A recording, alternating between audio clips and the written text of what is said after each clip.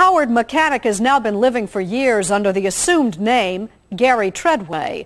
To survive as a fugitive, he's built a new identity and cut himself off almost completely from his past life. Almost completely. Here again is Josh Mankiewicz. In his early years as a fugitive, the man who called himself Gary Treadway tamped down the strong political feelings that first got him in trouble back in the Vietnam War years. His main goal was staying out of jail. I wouldn't want my picture taken at public events or anything like that. I'd stay away from any kind of political activity. But in Arizona, even on the lam, he saw plenty of causes. Runaway development that was bulldozing huge stretches of desert.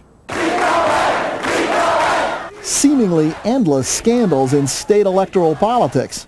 And in his adopted hometown of Scottsdale, what he saw as a weakness for giving public money to private business.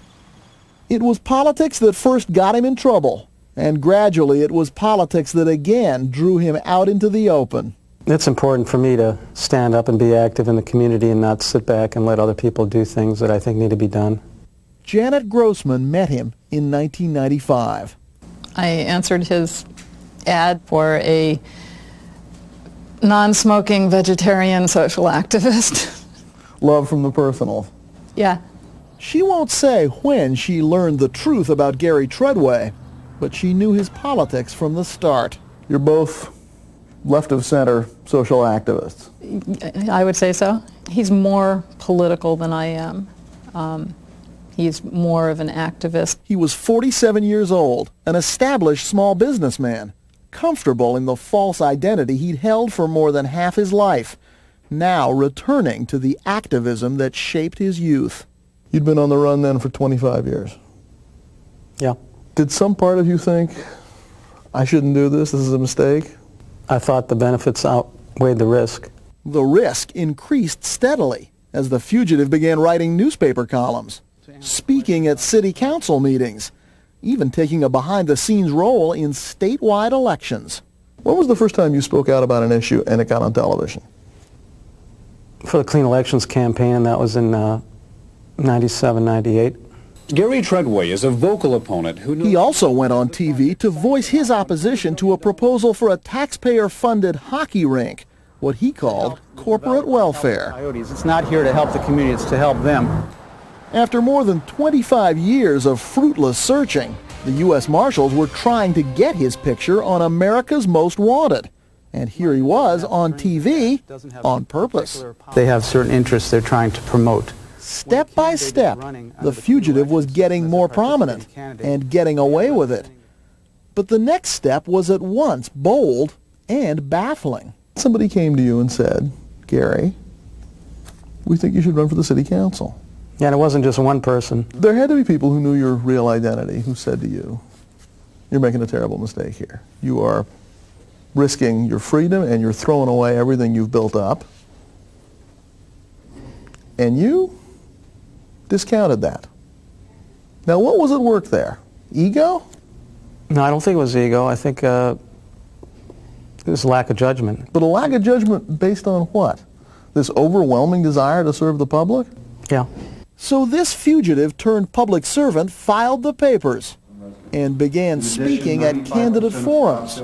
Good evening, my name is Gary Treadway. The next step was inevitable. This was supposed to be one of those meet the candidate kind of stories. Can you tell me what the status of that is right now? Penny Overton is a young reporter, but no rookie. At the time, she worked the police beat for the Scottsdale Tribune newspaper. One day in January, she was handed what she thought would be a boring assignment, a profile of city council candidate Gary Treadway.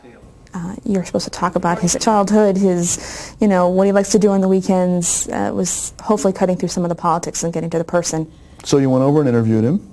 And found that it was much harder to get to the person than it was to get to his politics. For this candidate, there was no such thing as a softball question. Every detail of his fictional biography had the potential to take him down. Every personal question started hitting a roadblock. What about your parents? Oh, they're dead. Gee, I didn't mean to ask you about that. If you're an orphan, let's back up. Let's talk about something else. And she noticed something odd. He started to sweat. I mean, his brow and his chin just covered in sweat, and he started to look away, and he wouldn't make eye contact. And all of this must be saying to you, he's lying about something. I just didn't know what it was at the time. And this was the easy interview. On her way out the door, Penny Overton dropped a bomb. And then she says, well, this is just a general human interest story. We're going to follow up on investigations of all the candidates, go through the resume and call all their colleges they went to and check their backgrounds and whatever. And I thought, this is bad news. Because the resume of Gary Treadway wouldn't stand up to even one phone call, would it? No. So the fugitive decided to take his biggest gamble yet. So I gave her a call, asked her a couple days later I wanted to follow up on something, if she could come out and I could talk to her about some things, and she said she'd come by, so she came by. When he called Penny Overton and asked for that meeting, did you know he was going to spill his secret to her that day? Yes. Did you try to talk him out of it? Yes. And he said, what? This is my only chance. Yeah, I need to do this. The three of them met by the pool at his apartment building. And then he just said point blank, I'm not really who you think I am. I'm not Gary Treadway. And you said, of course you are. What are you talking about? Oh, actually, I said something I probably shouldn't say on camera at first. I didn't believe him at first. But there by the pool, he laid out the whole story, or seemed to. He said, I'm running from something I did 30 years ago. It was right after the Kent State riots. It was right after the invasion of Cambodia. Everything was crazy. We were all angry, but I didn't do it. But he wasn't telling all. He was leaving out a lot. He wouldn't give me his name. He wouldn't give me any of that. The only thing that he told me was his birth date, which turned out to be a lie. And then the mysterious Gary Treadway made an amazing request. He asked you to keep all of this a secret. Yeah. He told me I could either be a good person or a good reporter. I mean, that's a terrible position to put someone in, particularly a newspaper reporter whose job it is to report things that they learn. Yeah, but in the past, I had to tell the true story of my life to several people, and they all followed through and didn't betray me. They weren't newspaper reporters. Right. The fugitive had made his play. Now the reporter would make her choice. And now the conclusion to our story. Fugitive Howard Mechanic has been forced to reveal his secret to a young newspaper reporter. If she prints it, it will almost certainly mean the end of his life as successful businessman Gary Treadway, and the beginning of what could be a long prison term. After living a lie for nearly 3 decades, Howard Mechanic still finds it hard to face the truth. Once again, Josh Mankiewicz. This is from January 13th. It was Thursday when City Council candidate Gary Treadway told newspaper reporter Penny Overton that he was not who he seemed to be, that in fact he was a federal fugitive who'd been on the run for 28 years. And he asked her not to report what she knew. And you knew that was out there like a time bomb through that weekend. Mm-hmm. While he dangled, reporter Overton went backpacking and mulled her dilemma. I thought, this guy's been a contributing member of society for 25 years and done a lot more than most politicians or actually regular citizens do. On the other hand, reporters aren't in the business of helping politicians keep their secrets. No. I didn't want him to go to jail, but I also didn't want him to fool every voter out there. Meanwhile, the fugitive huddled with his girlfriend, Janet Grossman, to make some decisions of his own. On what planet do newspaper reporters keep criminal records of candidates for public office a secret? I know. Not this one. Yeah. So you started talking about getting out of the race. Yes. If I dropped out of the race, maybe it would help her make up her mind not to go with the story and avoid other people from investigating too. So he did drop out, and it might have worked if he hadn't made a crucial mistake. You dropped out of the race. What'd you give as your reason? I figured I'd have to say I was sick and had a disease and it had to be serious. So I came up with blood cancer, leukemia. You agonize all weekend, and Monday morning you come into the office and there's an announcement that he's dropped out of the race because he has leukemia. Yeah, that was Made it a lot easier to do this story, definitely. But the fact that he was covering his past lie with another lie made it easier to pull the trigger. Yeah, it showed that this fellow hadn't learned a damn thing over the last 25 years. He was still lying in order to save his butt. But he didn't see it as a lie, more like self-defense. You don't have any moral or ethical problems with telling all your friends that you have a disease that could kill you when you don't? Of your I'm own sorry making? I came up with that excuse. That was a bad choice to come up with that excuse. I was in a corner, like I said, I was sort of desperate, like a hunted animal. But of course, the lies started decades ago, back in St. Louis. Remember Carter and Stella Rivard, the professors who guaranteed Howard Mechanic's bond? They staked their house on his word he'd show up for prison. He says, I remember Howard looked me and my wife in the eye and said, I'll do the right thing. I will show up. I won't run away. And you ran away. Well, he didn't lose anything, and I was sorry that if I made that commitment, that I didn't follow through on it. Mechanic points out that many donors came forward to pay the bond, so Carter and Stella did not lose their house. And he says he paid the money back. Sort of. In the last few years, I've been able to contribute 25% of my income for charitable organizations and community endeavors. But does that really wipe the slate clean? We asked the Rivards and found, you might say, a house divided. If he was giving 25% of his income to charity, then presumably he was helping a lot of people, and they may have needed a heck of a lot more than those of us who contributed to his bail there. No? No, I say to my grandchildren, there are two things that you ought to do. One, keep your word, and the other, clean up your own mess. Now, Howard didn't do either one. The people closest to him say the lies don't matter. When you find out that the man you're in love with isn't named Gary Treadway and doesn't have the past that he claims to have had, does that make you re-examine your relationship and the things he's told you? Not really, because to me, his life has been consistent. He didn't change. He changed his name. His father, so pained to lose a son for so long, does not blame him for running. Why get mad? What can you accomplish by being mad at him? Most journalists believe the truth will set you free. In this case, the opposite turned out to be true.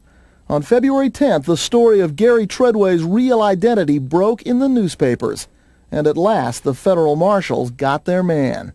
When I first heard about you and about how you'd been found out, that you'd been a fugitive for 28 years, and then caught because you decided to run for the city council, the first thing I thought to myself was, well, did he want to get caught? Was he just tired of it?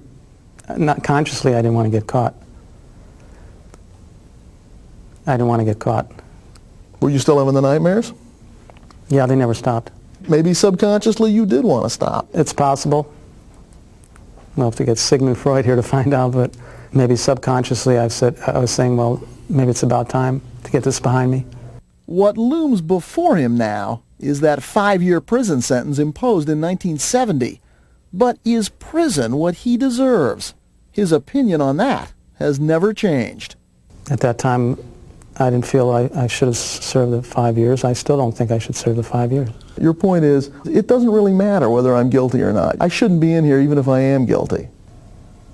My point is that I didn't do it. I didn't throw the cherry bomb. So what should happen to him now? Convicted on questionable testimony, adamant that he is innocent, a man who's never been charged with another crime, and who, while a fugitive, has led an exemplary life. I'm here to ask all of you to help us bring Howard home. His friends and supporters say that his spotless record as a husband, a father, a businessman, and a civic leader all argue for his release from prison. They also note that his co-defendant, Larry Cogan, convicted of the same crime, but with a more lenient judge, ended up serving just 90 days. Even the prosecutor, who is to this day convinced of Mechanic's guilt, has some trouble with that. Is a 5-year sentence for throwing a cherry bomb that doesn't injure anybody, does that seem excessive to you? Well, compared to what similar defendant got, yes.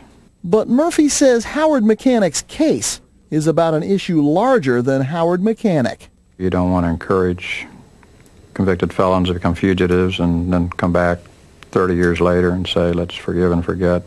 What would you do if this case were up to you? I'm just happy it's not up to me. And just to make the decision harder, consider what Larry Cogan got in 1981, a presidential pardon from Ronald Reagan that wiped his record clean. It says a presidential pardon is a sign of forgiveness. I think that meant a lot to me because of all that happened. And just what did happen? Cogan, who stood right next to Mechanic that night, says Howard is innocent, and what happened to him is wrong. Didn't throw a cherry bomb? He did not throw a cherry bomb. So if someone says they saw him throw a cherry bomb that night? That's not true. Add to that definitive statement this revelation, which Cogan is making publicly for the first time. Who did throw a cherry bomb? I did. You did? Yes. That admission doesn't exonerate Mechanic. Remember, the witness said they both threw cherry bombs. But Larry Cogan is today playing by the rules of the system he once fought so hard against. He served his time, and now he's admitted his crime. I think the unfortunate thing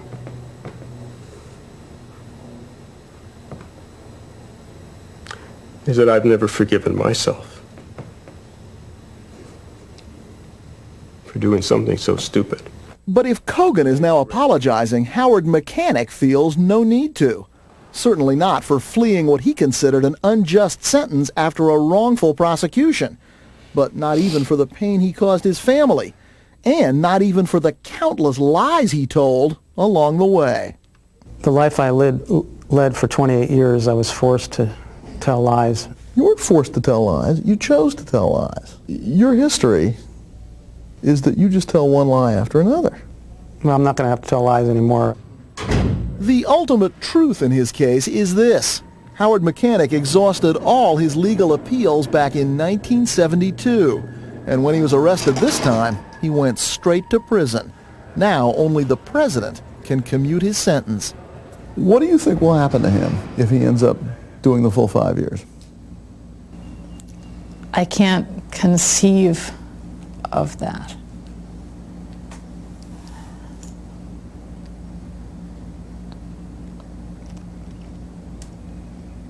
"30 years after the crime, his co-defendant Larry Cogan is a respected psychotherapist in St. Louis. His old friend Ben Zarakor is a hugely successful importer of fine herbal teas. Patrolman William Blake, who testified against him, is now chief ranger for the state of Missouri. There's nothing left of the ROTC building today. The entire site's being bulldozed to make room for more student housing. 30 years later, Washington University has moved on. In fact, just about everyone involved in this story has moved on, except Howard Mechanic, who to this day remains a prisoner of his own past. And so, after a marathon run of 28 years, he's taking laps in a prison exercise yard, working at age 52 on the sentence imposed when he was 22.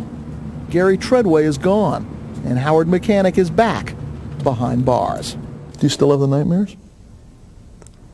No, actually, the dream I have now is that I get out for a couple hours a day. That's a recurring dream I have right now. That you get out of prison? For a couple hours a day and get to visit Janet, and that's the dream I have now. It's a modest dream for a man who slipped the dragnet for so long. But he says he's still not second-guessing the decision that changed everything. Back when America was a different place, and he was a different person. I still believe I made the right choice at that time. You'd do it again? Well, I can't relive life. You always make mistakes. But I don't consider that as a mistake I made at that time. I really don't. Howard Mechanic is petitioning President Clinton to reduce his 5-year sentence, but he also faces new federal charges for flight to avoid prison and for identity fraud. He is scheduled to enter a plea on those charges in federal court tomorrow. By the way, even after his true identity was revealed, he got 1,300 votes in that city council election. And now here's Katie Couric with a look at what's coming up tomorrow on